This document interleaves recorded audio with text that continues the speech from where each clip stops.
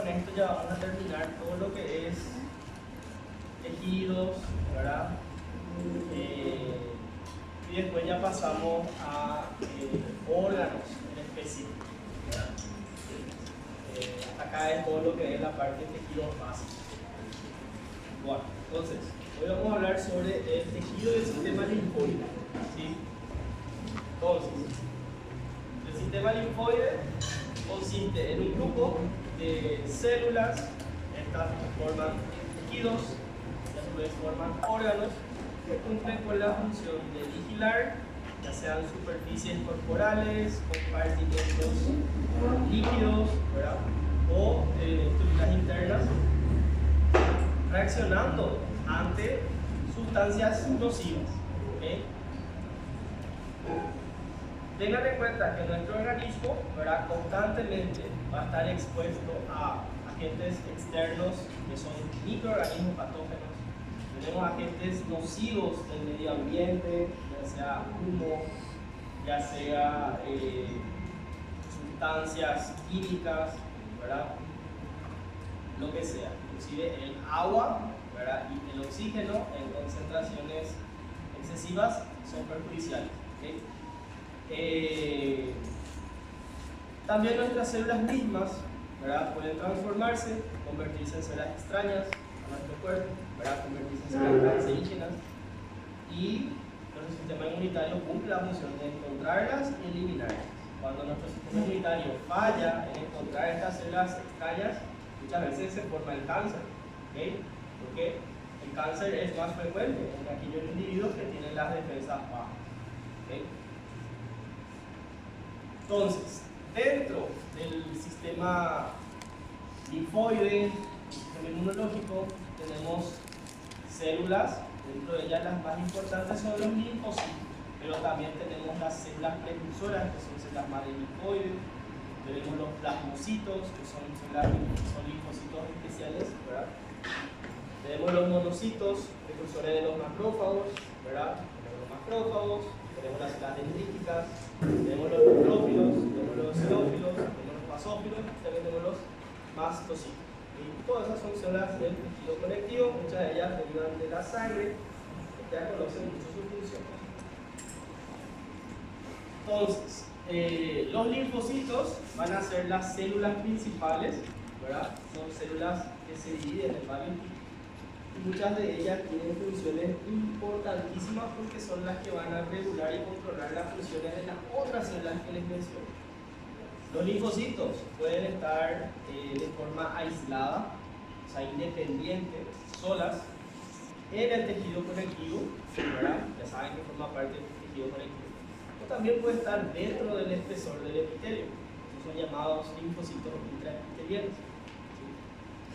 Se van a encontrar más en aquellos órganos que están muy expuestos a partículas extrañas. Entonces, los linfocitos están ahí cerca del epitelio para poder reaccionar ante ellos.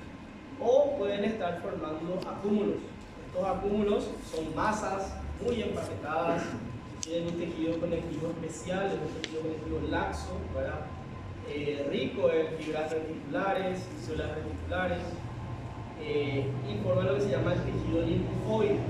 Este tejido linfoide puede hacer una masa nodular, ¿verdad?, de ahí que se llama tejido linfoide nodular, o puede hacer una masa más difusa, ¿verdad?, es el tejido linfoide difuso.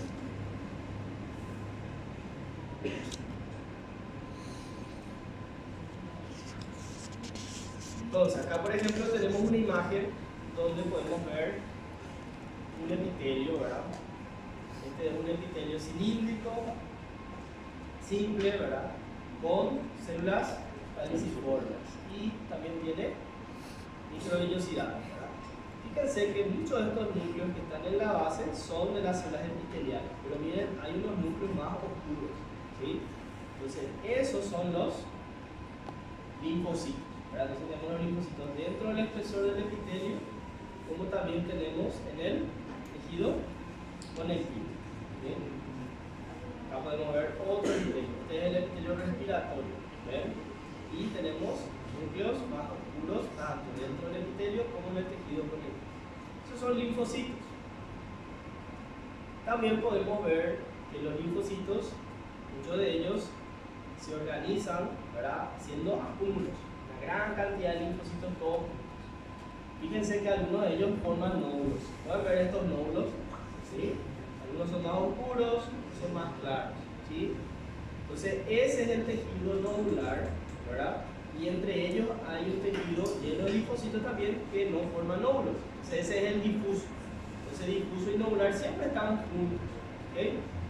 Acá por ejemplo en este esquema yo trato de representarlo un poco mejor, ¿verdad? Los nódulos. Entonces todo lo que está entre ellos es difuso. Los nódulos tienen, ¿verdad? Tienen partes, ¿sí? Tenemos el nódulo que se llama folículo primario, ¿sí? El folículo primario es aquel nódulo constituido por linfocitos. Estos linfocitos son linfocitos B, ¿sí? Les voy a explicar por qué son B. Estos linfocitos son linfocitos, le decimos nativos o le decimos vírgenes. ¿Por qué? Porque ellos todavía no fueron expuestos a ningún antígeno, a ninguna partícula extraña. Sin embargo, cuando son expuestos a agentes extraños, ¿sí?, ahí empiezan a, por ejemplo, este que reaccionó es el que se va a dividir para formar más células que reaccionaron contra ese agente extraño, para que cuando vuelva ese agente extraño haya muchas células que ya le reconozcan, ¿verdad?, y puedan destruirlo. Entonces ahí tenemos el folículo secundario. En el folículo secundario vamos a observar que el centro es un centro más claro, ¿verdad? Se llama centro germinativo, porque acá los linfocitos van a germinar, van a dividirse, ¿sí? Entonces, como los linfocitos acá que se están dividiendo tienen una mayor cantidad de citoplasma y son más grandes que los linfocitos nativos o vírgenes, el conjunto tiene un color más pálido, ¿verdad? Por eso el centro germinativo tiene ese color más pálido. Luego tenemos una corona, ¿verdad?, que está representada por linfocitos, ¿verdad?, que se llama casquete, y hay un borde o un límite entre lo que es el tejido difuso hacia afuera, ¿verdad?, y eso forma lo que se llama la zona del manto. Entonces ese es un folículo secundario a reaccionar ya a una partícula extraña. Y el primario es aquel que no reaccionó todavía. Entonces fíjense, acá por ejemplo podemos ver, este es primario, es un nódulo único, ¿sí?, oscuro. Sin embargo, este, que vemos que tiene un centro más claro, este que tiene un centro más claro, este que tiene un centro más claro, ahora este que está aquí, esos son los centros germinativos, ¿ok? Entonces, eso es lo que traté de representar acá, los centros germinativos, ¿ok? Entonces, el conjunto de tejidos, ¿verdad?, especializado en este caso, con el lado linfoide, con otro tipo de tejido, va a terminar formando los llamados órganos, ¿sí? Entonces los órganos linfoides son órganos cuya función es la de cumplir, ¿verdad?, el sistema de vigilancia, protección de nuestro cuerpo. Entonces tenemos el linfoide primario. En el linfoide primario tenemos órganos que se encargan de formar, ¿sí?, y madurar a los linfocitos. Son dos órganos los que participan. Tenemos la médula ósea y tenemos el timo, ¿sí? Esos dos órganos son órganos donde los linfocitos adquieren su madurez. Los linfocitos T se llaman T porque adquieren su madurez en el timo. Y los linfocitos B se llaman B porque inicialmente se estudiaba en algo que se llama bolsa de Fabricio. La bolsa de Fabricio es una estructura que se ve en las aves. El ser humano no tiene bolsa de Fabricio, ¿okay?, pero tiene un órgano equivalente que es la médula ósea, ¿sí? Por ahí viene el nombre de linfocito B, B de bolsa de Fabricio, ¿sí?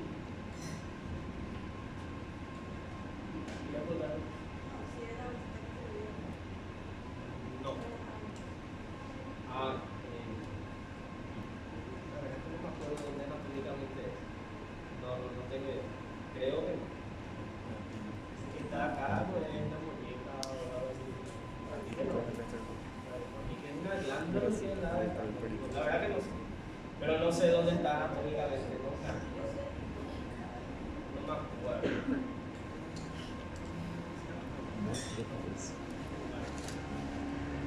Y luego tenemos los órganos linfoides secundarios. Los linfoides secundarios son todos los órganos que tienen muchos linfocitos, ¿verdad? Donde los linfocitos ya adquirieron su madurez y se van en esos órganos para cumplir esa función de vigilancia, protección y eliminación de agentes extraños. Entonces tenemos los ganglios linfáticos, tenemos el bazo, tenemos lo que se llama GALT o MALT, que quiere decir tejido linfoide asociado a mucosa, ¿verdad? Ahí tenemos la amígdala, la placa de Peyer, tenemos acúmulos linfoides en el apéndice, tenemos acúmulos solitarios en el intestino, delgado, grueso. También podemos encontrar en la piel, también podemos encontrar en el aparato respiratorio, o sea, cualquier parte del cuerpo puede tener tejido linfoide. Pero estos son los que más se ven. Bueno, ustedes ya tuvieron inmunología o tienen inmunología, segundo semestre. Segundo semestre ya no saben cómo ya. Bueno, entonces, la inmunidad, en base a su respuesta, ¿verdad? Podemos clasificarla en una inmunidad que se llama adaptativa y una inmunidad innata. La inmunidad innata es aquella inmunidad que nosotros ya traemos desde el primer momento, ¿verdad? de vida, puede ser intrauterina o postnatal. Son mecanismos de barrera. ¿Okay? Y tenemos la siguiente, que es la inmunidad adaptativa.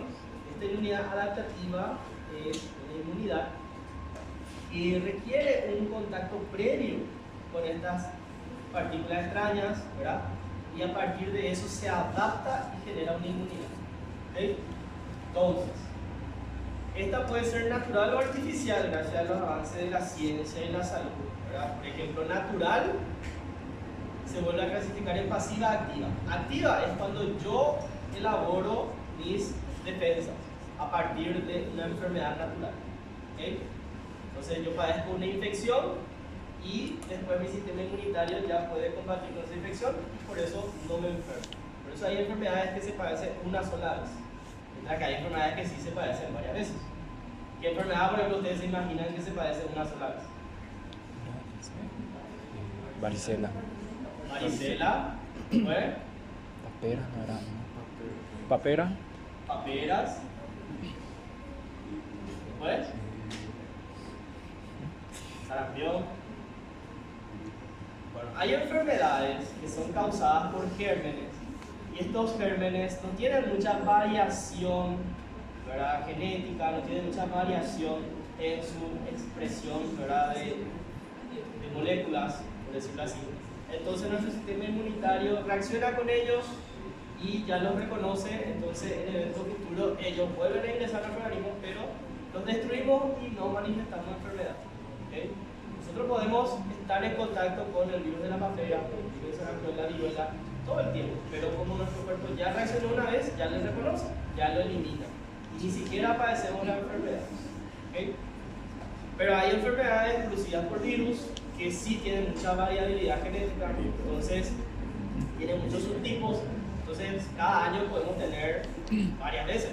El virus de la gripe, ¿sí? H1N1, entra en inmunidad, todas las variaciones que tétanos. ¿Okay? Coronavirus, mismo, ¿verdad? Entonces hay mucha variación, por eso podemos tener la enfermedad. Y en esto también se basa el concepto, ¿verdad?, de las vacunas. En las vacunas nosotros tenemos un contacto con partículas de agentes infecciosos que generalmente están debilitados y por eso no manifestamos la enfermedad. Pero sí, al estar en contacto con esta partícula, ya cuando ingrese la enfermedad propiamente dicha, ya vamos a estar reconociéndole y erradicando sin manifestar la enfermedad. Eso es artificial. Entonces ahí tenemos la inmunidad adaptativa artificial, pero activa, que es la inmunización. Yo elaboro mis defensas, pero a partir de algo artificial como las vacunas. ¿Okay? La natural también puede ser pasiva. ¿Qué quiere decir pasiva? Que yo no elaboro mis defensas, sino que me pasan de forma natural las defensas. Y acá, por ejemplo, entra la placenta, que le puede pasar las defensas elaboradas de la madre al feto, o también puede ser la lactancia misma, donde al darle de mamar, ¿verdad? Al alimentarle al recién nacido o al niño o niña, ¿verdad? Le pasamos, además del alimento, leche, le pasamos también anticuerpos. Entonces, acá yo no elaboro mis defensas, sino me pasa. ¿Okay? Entonces eso es pasivo, pero natural. Pero también puede ser artificial. Y acá tenemos lo que se llama la transferencia de anticuerpos, ¿verdad?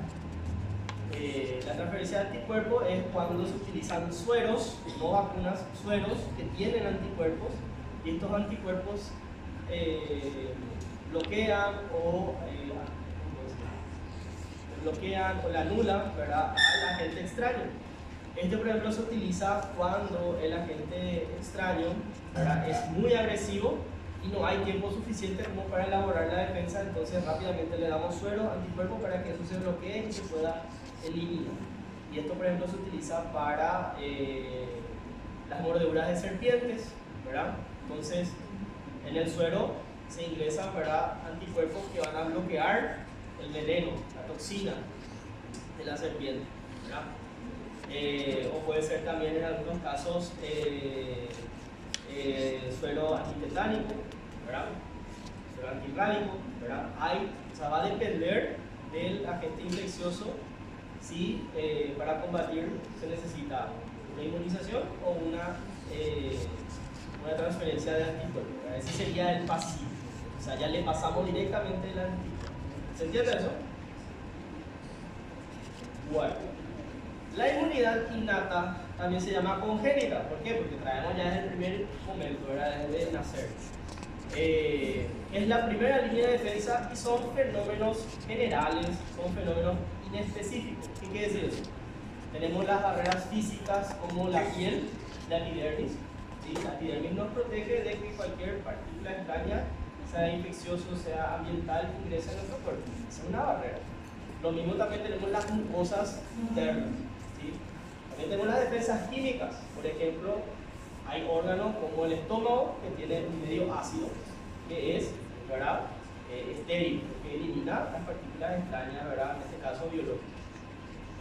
También tenemos sustancias secretoras. En la misma secreción, ¿verdad?, de glándulas, ya hablamos, ¿verdad?, la glándula mamaria, también tenemos las glándulas salivales, porque también tienen sustancias, ¿verdad?, que pueden eliminar ciertos agentes infecciosos. Tenemos los fagocitos, ¿sí? Entre los fagocitos tenemos los macrófagos, los neutrófilos, los monocitos, ¿sí? Entonces, el hecho de que una célula haga fagocitosis, ¿verdad?, eso es un fenómeno general específico. Y también tenemos los linfocitos llamados NK, o natural killer, ¿sí? Ellos son también de la primera línea de defensa.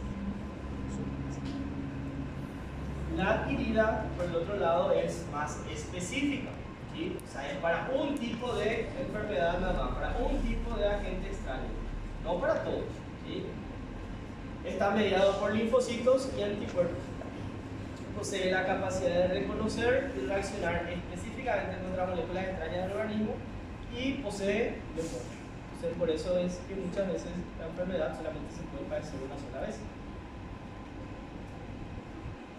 La inmunidad adquirida puede ser otra vez celular o puede ser tumoral. Vamos a ver las diferencias. Entonces, primero vamos a hablar de unos conceptos. Vamos a hablar de los antígenos y los anticuerpos. ¿Qué es un antígeno? Un antígeno es una partícula extraña, ¿verdad? Esta partícula extraña tiene que tener la capacidad de generar una respuesta inmunológica para ser llamado antígeno. Hay partículas extrañas que son muy pequeñas, ¿verdad?, que no tienen esa capacidad de producir una respuesta inmunológica. Entonces tiene que ser suficiente como para generar una respuesta inmunológica. Acá tenemos partículas extrañas, toxinas, microorganismos, etc. ¿Sí? En su mayoría deben ser procesados por células del sistema inmunitario. Eso es antígeno. Ahora tenemos el anticuerpo. ¿Qué es un anticuerpo? Un anticuerpo es una proteína. Es una proteína que tiene un elevado peso molecular, pertenece a lo que se llama las inmunoglobulinas y son secretadas por las células plasmáticas, ¿sí? También podemos encontrar los anticuerpos en la superficie de los linfocitos B, ¿sí? Entonces, los anticuerpos generalmente se les dibuja así, en una forma de I, donde va a tener, llamémosle esta porción, que es el tallo, y se llama fragmento FC, ¿sí? El fragmento FC se llama así porque es la porción que se va a unir a lo que se llama proteína del complemento, ¿sí? Casi una de la proteína del complemento. Luego tenemos esta porción que se llama fracción AG, o es la porción que se une al antígeno. Ahí viene el nombre AG. ¿Okay? Bueno, ¿cuáles son las células del sistema inmunitario? Ahora, muchos de estos ya saben, vamos a hablar más de los linfocitos que otras cosas. Tenemos los linfocitos T, ¿verdad? Tenemos los linfocitos B, los linfocitos NK. Hasta ahí nosotros sabíamos. Ahora sabemos que los T se vuelven otra vez a subclasificar. Tenemos los CD4, tenemos los CD8, tenemos lo que se llaman CD4, CD25 o supresores, tenemos los linfocitos T gamma delta, ¿sí? Y así. Bueno, estas células, ¿verdad? Los linfocitos, vamos a ver que morfológicamente son imposibles de reconocer, ¿sí? La distinción entre ellos es a nivel molecular. ¿Por qué? Porque estas células tienen en su membrana muchas moléculas, ¿sí? Le vamos a llamar moléculas,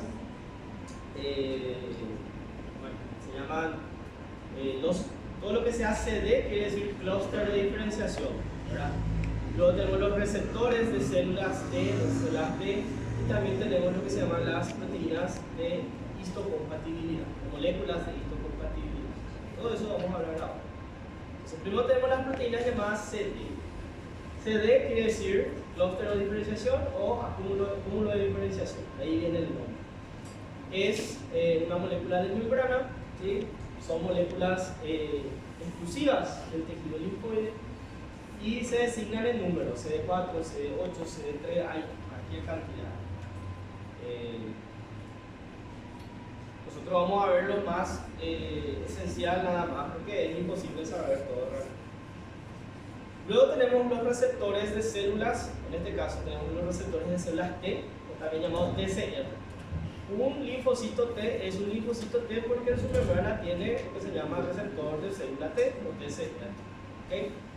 Que es este que está, ¿sí? Entonces es una molécula que se une a los antígenos, pero estimulando la secreción de citocinas, llevando a la proliferación y diferenciación de linfocitos T, B y NK.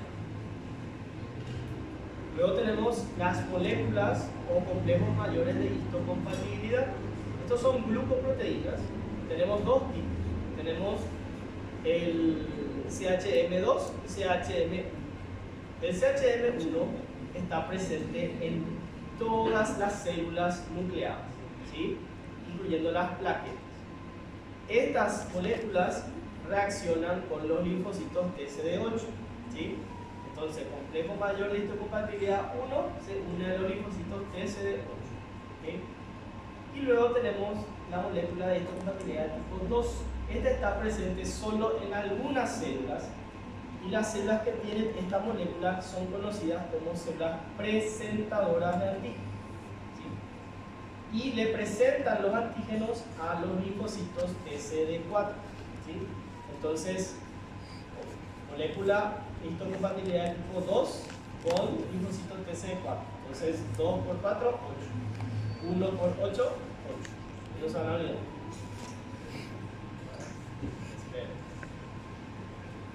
Bueno, entonces sabiendo eso, vamos a hablar sobre los linfocitos, ¿verdad? Primero tenemos las células presentadoras de antígenos. Entonces, las células presentadoras de antígenos presentan los antígenos a los linfocitos TCD4 unidos con una molécula de histocompatibilidad tipo 2. Acá, por ejemplo, tenemos una célula presentadora de antígenos. La célula presentadora de antígenos, así por excelencia, más conocidos son los macrófagos. Ellos reconocen una partícula extraña, lo fagocitan, ¿verdad? Al fagocitarle, termina por expresar ciertas partes de esa partícula extraña y le muestra a los linfocitos, en este caso TCD4, para que ellos puedan elaborar citocinas, estimulando otras células para que puedan también reaccionar contra esa misma partícula. ¿Okay? Tenemos los no profesionales y los profesionales. Los no profesionales expresan en ciertas condiciones, ¿verdad? Por ejemplo, endoteliales, epiteliales, fibroblastos. Y los profesionales lo expresan de forma permanente. O sea, ahí tenemos las células dendríticas, del timo, del vaso, del ganglio, los macrófagos, los linfocitos B, las células reticuloepiteliales, ¿verdad? Que están en el timo, y así. Entonces, ¿cuáles son los subtipos de linfocitos T?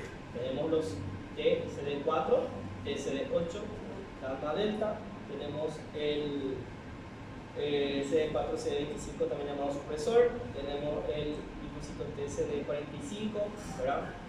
Tenemos el virgen y el memoria, y así. Primero tenemos los linfocitos TCD4. Fíjense, estos son los que van a representar la mayoría. Fíjense, el 60% de los linfocitos periféricos son linfocitos TCD4. Es el regulador principal, director de orquesta inmunológica, reconoce al antígeno que está unido con una molécula de histocompatibilidad tipo 2. Este, al ser activado, va a liberar citocinas. Estas citocinas modulan la respuesta inmunológica, ¿verdad? Estimulando tanto la proliferación como la maduración, la activación de otras células inmunitarias. Existen subtipos otra vez de linfocitos TCD4, ¿verdad? Tenemos el linfocito TCD4 helper 1, ¿verdad? O H1. Este secreta principalmente interleucina 2, interferón gamma y lo que se llama factor de necrosis tumoral. ¿Sí? Este estimula o interacciona con linfocitos TCD8, NK, macro. ¿Sí? Son indispensables para el control de agentes patógenos intracelulares como virus y algunos microorganismos.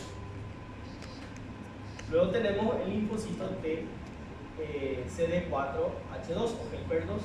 Este va a secretar preferentemente interleucina 4 e interleucina 13. ¿Sí? Estas sustancias, interleucina 4 principalmente, lo que va a hacer más es mediar, por ejemplo, la activación de los eosinófilos o de los linfocitos B para que estos puedan elaborar lo que se llama anticuerpos, ¿verdad? De tipo E. Los anticuerpos de tipo E son anticuerpos muy relacionados con la alergia. ¿Okay? Entonces, cuando existe un desequilibrio en nuestro organismo, lo normal o lo que más ocurre es que tengamos una respuesta de tipo TH2, ¿verdad? Pero hay individuos que tienen una respuesta TH2 más elevada. Entonces eso hace que reaccione de forma exagerada a ciertas partículas y ahí es donde tenemos las famosas alergias. ¿Sí? Hay un desequilibrio entre el TH1 y el TH2. Luego tenemos los linfocitos TCD8. ¿Sí? Ellos son también llamados linfocitos T citotóxicos, ¿verdad? Representan el 30% de los linfocitos T periféricos. Estos detectan a las moléculas unidas con la molécula de histocompatibilidad tipo 1, ¿verdad? Ellos, ¿qué es lo que van a hacer? Van a destruir las células, que se llaman citotóxicos, mediante la elaboración de lo que se llaman perforinas. Son proteínas que forman canales que perforan la membrana de la célula y al perforar esta termina por romperse y morir, ¿verdad? Entonces también puede generar lo que se llama fragmentinas que activan también lo que es la apoptosis y la muerte celular programada de la célula. ¿Okay? Entonces esos son los citotóxicos. Y luego tenemos los linfocitos NK. Los linfocitos NK no son ni B ni T. ¿Por qué? Porque ellos no tienen ni TCR ni tampoco tienen receptor de célula B. ¿Okay? Representan el 10 al 15% de los linfocitos circulantes, tienen gránulos citotóxicos. Estos tienen funciones muy parecidas a los linfocitos de CD8. ¿Okay? También se activan por citocinas, intervienen en infecciones virales, destruyen las células infectadas o células neoplásicas. ¿Okay? Luego tenemos los linfocitos B. Los linfocitos B no son T porque no tienen TCR, pero tienen en su membrana lo que se llama receptor de antígeno de célula B o BCR. ¿Sí? ¿Qué es el BCR? El BCR es un receptor en la membrana que corresponde a un anticuerpo. Miren, este es un anticuerpo que está dentro de su membrana. Puede ser de tipo D o puede ser de tipo E. Entonces, los linfocitos B son células que pueden diferenciarse a una célula especial que se llama plasmocito.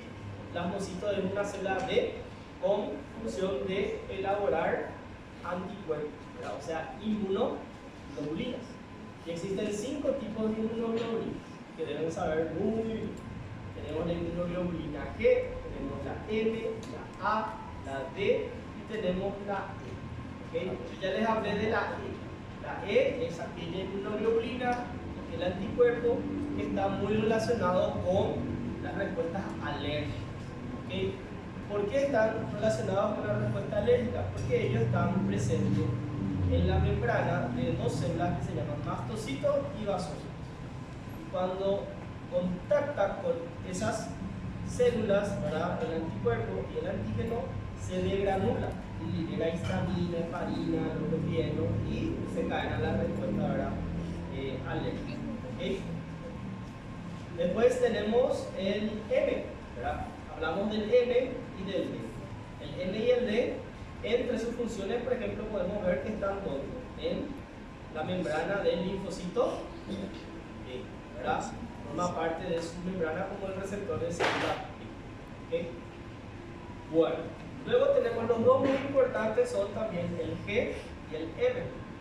El G es el anticuerpo que se va a producir en lo que se llama la respuesta inmunitaria secundaria. ¿Sí? Es un anticuerpo que tiene una vida media más prolongada, ¿verdad? Este es el que se va a producir en el segundo episodio cuando estamos en contacto con un agente extraño conocido, ¿verdad? La primera vez que nosotros estamos en contacto con este agente extraño y nuestro cuerpo elabora anticuerpo es este tipo, IgM, ¿sí? Entonces se llama principal inmunoglobulina producida durante la respuesta inmunitaria primaria. El primer evento, el anticuerpo que producimos es de tipo M. Luego se produce el de tipo G. ¿Sí? El de tipo G tiene una vida media más prolongada, ¿verdad? Entonces, estos anticuerpos yo puedo utilizar para tratar de hacer el diagnóstico muchas veces de lo que de si el contacto que yo estoy teniendo con cierta enfermedad es la primera vez o no, ¿verdad? Entonces, esto, por ejemplo, se hace para puede ser tuberculosis, puede ser para el mismo coronavirus o lo que sea. Se hace dosaje de inmunoglobulina. Se ve si hay, o para el dengue también. Se hace inmunoglobulina de M. Si tengo, por ejemplo, G elevado, quiere decir que no es el primer episodio, sino ya hubo alguna vez, ¿verdad? Entonces por eso tengo IgG elevado. Pero si tengo elevado IgM, quiere decir que es la primera vez. ¿Okay? Entonces, porque este es el que se produce en el primer contacto. ¿Okay? Entonces tenemos IgG, IgM, ya hablamos de IgD, IG. Y luego tenemos el anticuerpo A o IgA. El anticuerpo de tipo A, IgA, es un anticuerpo que está presente en las secreciones de las glándulas. Entonces, las glándulas mamarias, ¿verdad?, la leche, vamos a tener anticuerpos, defensas. ¿De qué tipo? Tipo IgA. También las glándulas intestinales, el aparato respiratorio, todo donde haya glándulas, si hay anticuerpos, es de este tipo IG. ¿Okay? Entonces está presente en las secreciones de organismos, ¿verdad? Lágrimas, calostro, saliva, secreción marginal, nasal, bronquial, intestinal, prostática, etc. ¿Okay?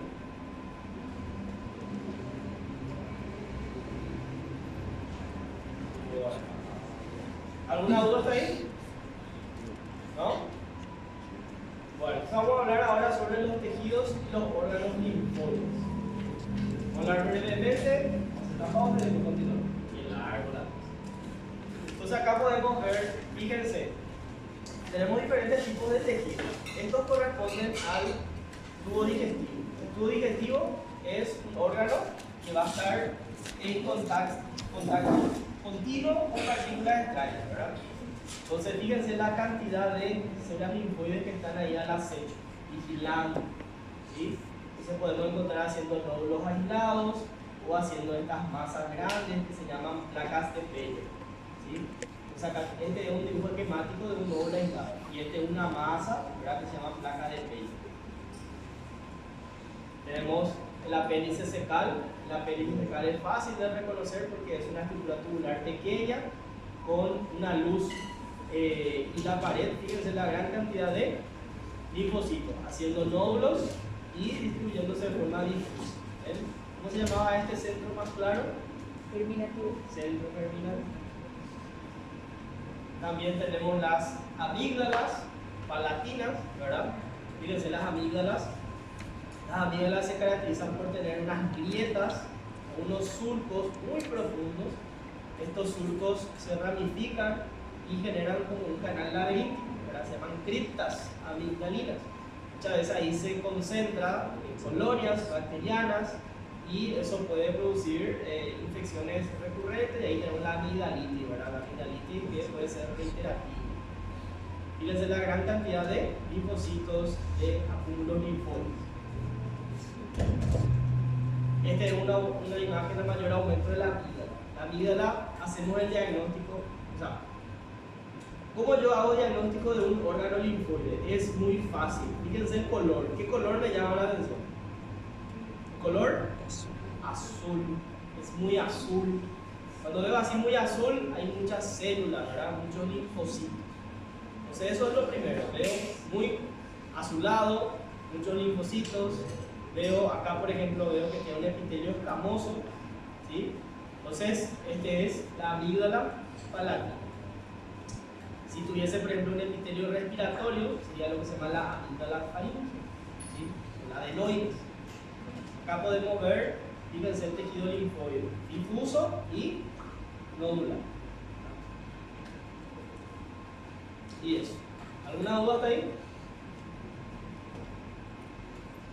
Hacemos un break.